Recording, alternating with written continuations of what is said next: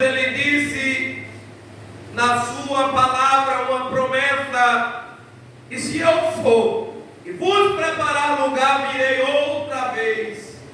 O discípulo queria saber a data e a hora do regresso dele, porque quando Jesus falou essas palavras, Jesus estava humanamente e carnalmente do ladinho dele, e Jesus já estava falando de outro regresso,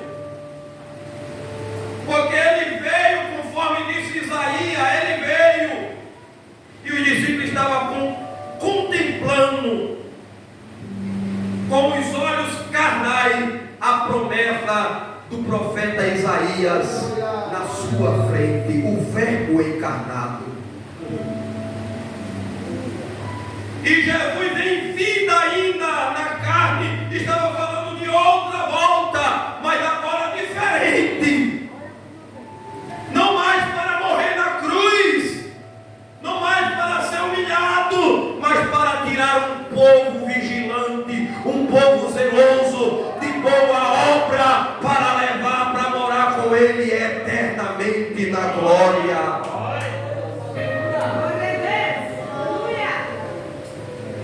E esta mensagem é espiritual, é escatológica e é de cima. A visão de Jesus é nos levar sempre para cima. As palavras de Jesus é de nos tirar o pensamento terreno, de nos desligar da terra. As mensagens de Jesus não é mensagem de receba ouro, receba prata, receba isso, casa, receba carro, receba isso, tudo isso. São coisas passageiras, são coisas que perecem, mas Jesus disse que a vida de um homem não consiste, de um homem e de uma mulher, não consiste naquilo que ele possui.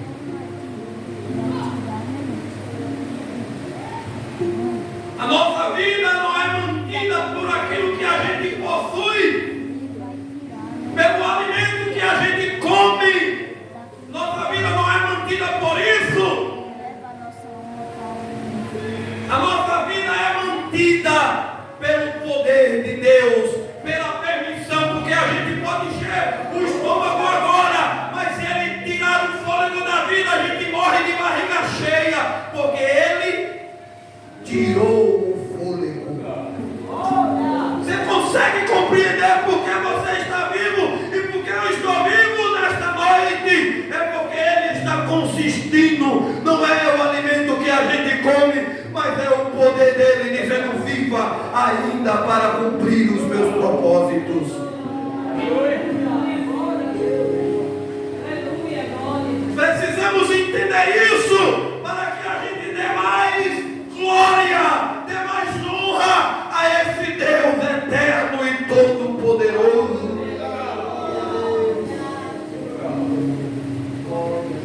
Mas buscai em primeiro lugar o reino de Deus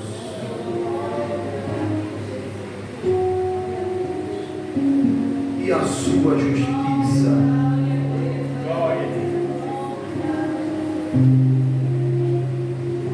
E como é um culto de doutrina, eu poderia fazer uma pergunta: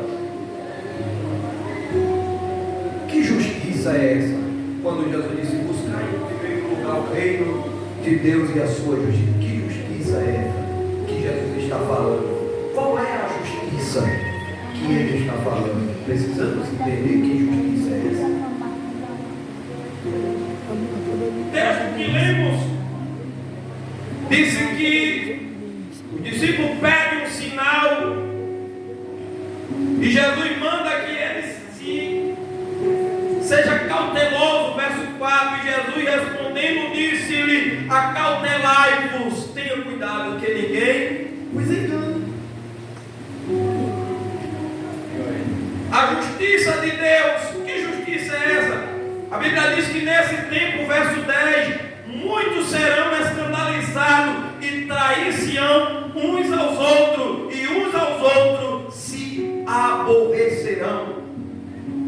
Aqui está contida a justiça de Deus? Não. Aborrecer o outro, está ali a justiça de Deus? Trair o outro, ali está a justiça de Deus?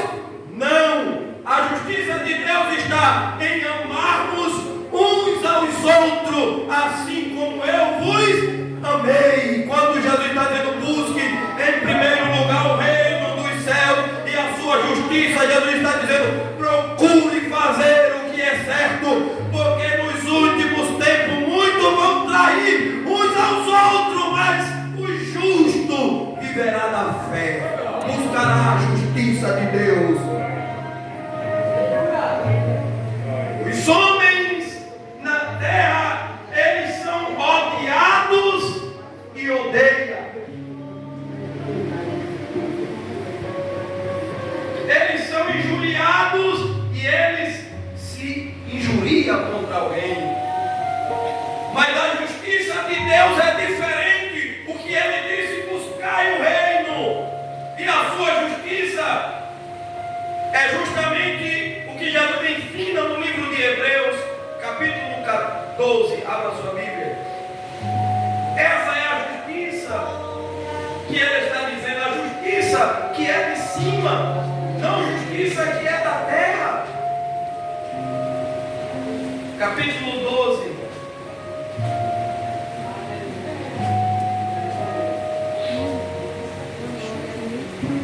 Versículo de número 1, para a gente entender. Portanto, nós também, pois que estamos rodeados de uma tão grande nuvem de testemunha, o que é que ele diz? Deixemos todo o embaraço e o pecado que tão de perto nos rodeia e corramos com a carreira que nos está. Isto é uma visão para cima. Aí o verso 2, olhando para quem? Autor e consumador da, o qual pelo gozo que lhe estava proposto suportou a, desprezando a, assentou-se à destra do trono de Deus. Verso de número 3, considerai, pois, aquele que suportou tais contradições dos pecadores contra si mesmo, para que não enfraqueçai, desfalecendo em vosso ânimo. Jesus mostrou a justiça dele assim. Ele era afrontado, mas não afrontava. Ele era contradizido nas suas mensagens. Quando na igreja Jesus subiu no púlpito da igreja da época, que era chamado de sinagoga, na leitura do profeta Isaías, ele foi ridicularizado, escandalizado. Ele está dizendo que é o Cristo, porque Jesus, quando ele leu, Jesus disse, hoje se cumpriu esta profecia. E muitos entenderam, então ele está dizendo que ele é o Cristo. E ele foi ridicularizado. Eu não sei dizer minha língua no. É isso aí, essa coisa aí.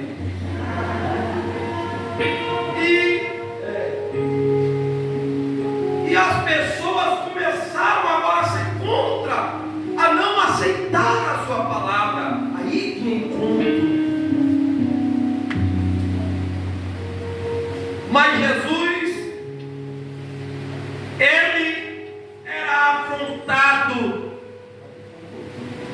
mas não pagava com a mesma moeda.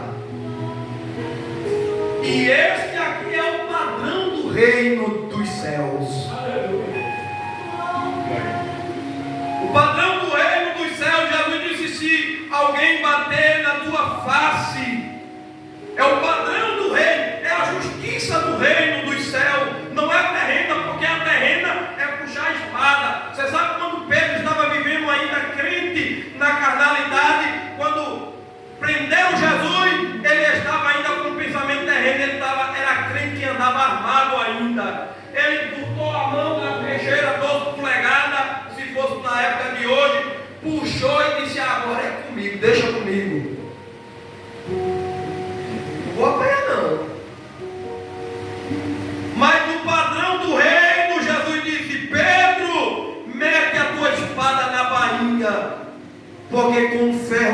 fere, com o mesmo ferro tu vai ser ferido. E ele ensinando o padrão do reino, Pedro, é diferente. Se alguém bater na tua face, oferece a outra, porque a justiça do reino é ela que vai prevalecer na tua vida.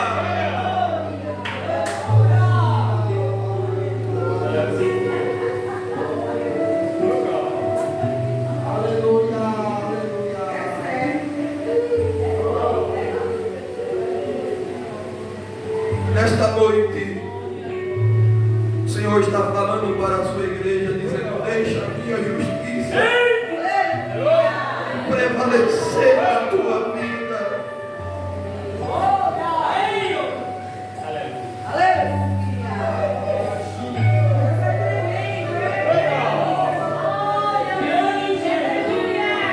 Deixa as coisas deste mundo, busca o primeiro lugar, o reino dos céus e a sua justiça.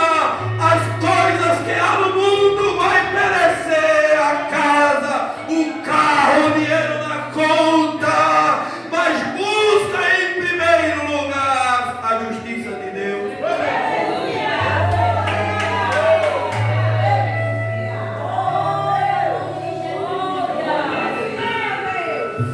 Aí os irmãos podem perguntar: mas me explique uma coisa, irmão. Eu não posso mais fazer projetos para a minha vida. Você pode projetar.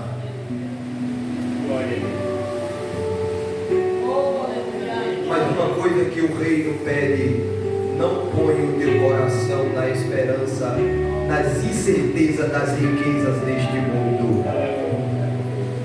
Projeta, mas não coloca o teu coração nas incertezas das riquezas. Ele é hoje e não é amanhã. Mas aquele, Jesus disse, mas aquele que faz a vontade do meu Pai permanecerá para sempre.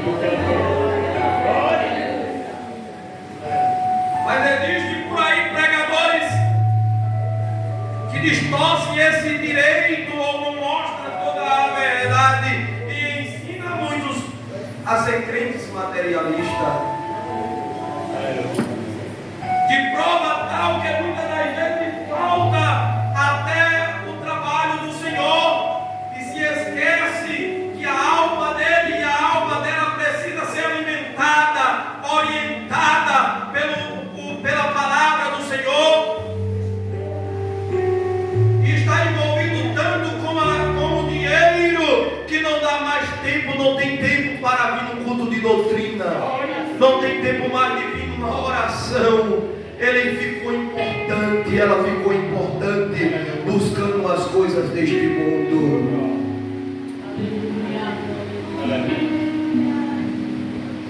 Quando a igreja começou a ser importante, foi a igreja de Laodiceia, né?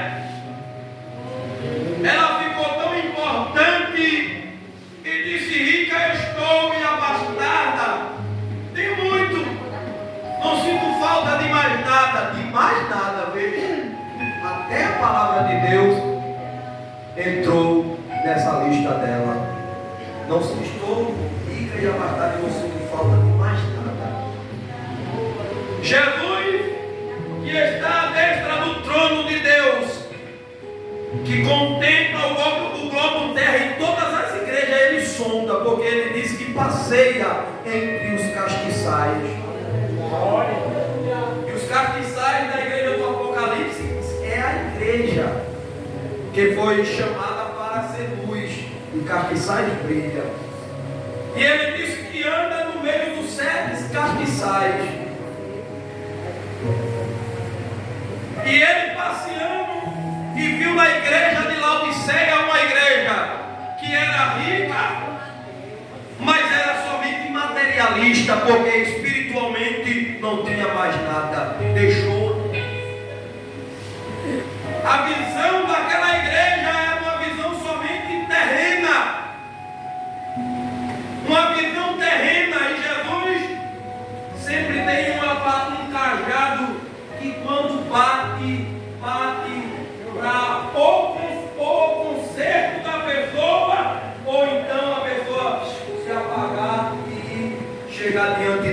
para ir prestar a conta. É duas coisas, porque Davi ele já disse: a tua vara e o teu cajado me consola. É claro que a vara tem um intuito de dar uma batidinha e doer, mas o cajado é para puxar para perto, consola. Tu pode bater, mas é para o meu ensinamento, mas depois tu me puxa para perto de ti, e isto me consola, tu me ensina. Que Deus nos ajude, que Deus nos abençoe,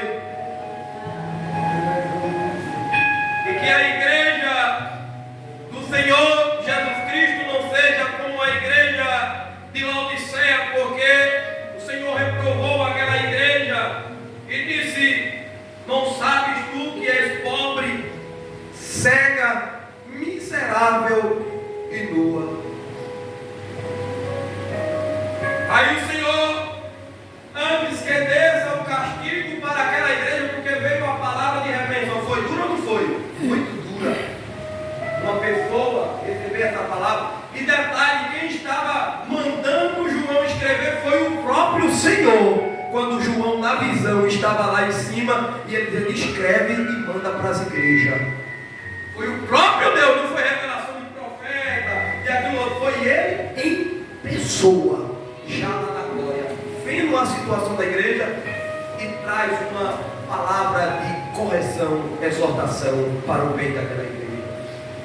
Aí a palavra foi dura, até de abalar a estrutura, mas ele disse: aconselho, olha a palavra boa, o cajado, mas agora a vara, mas agora o cajado, puxando para perto, aconselho-te que de mim compre ouro refinado no ouro, vestes brancas para cobrir a tua nudez, colírios para ungir os teus olhos. Por que colírio para os olhos? Porque a visão é embaça. As coisas desse mundo, o ouro, a prata, as coisas desse mundo tendem a embaçar a nossa visão, mas não é a visão que a gente está vendo, é a visão espiritual, porque quando embaça a visão espiritual, compromete também a carnal. Aí ele disse: compre colírio, e esse colírio só tem no céu para ungir, e esse colírio está contido na palavra de Deus, que quando o crente recebe a palavra do Senhor e os ensinamentos do Senhor, nesta palavra tem ouro, nesta palavra tem vida, nesta palavra tem colírio, nesta palavra tem sangue novo, nesta palavra tem saúde, nesta palavra tem renovo, nesta palavra tem todos os ingredientes de medicina, tanto material como espiritual. Ela ensina tudo. Do material, irmão? Como assim? Se a pessoa quer fazer dieta, vai para quem? Para o nutricionista, né? A palavra de Deus diz que Daniel se alimentou e a nutrição manda fazer comer, né, legumes. Mas antes que existisse nutricionista nessa era formado, lá Daniel já era formado pela lei do Senhor. Eu aprendi que para ter uma vida saudável eu tenho que comer legumes e beber água. Interessante, né? Tem tudo, irmão. Que Deus nos ajude, que Deus nos abençoe, e agradeço a Deus as orações da igreja em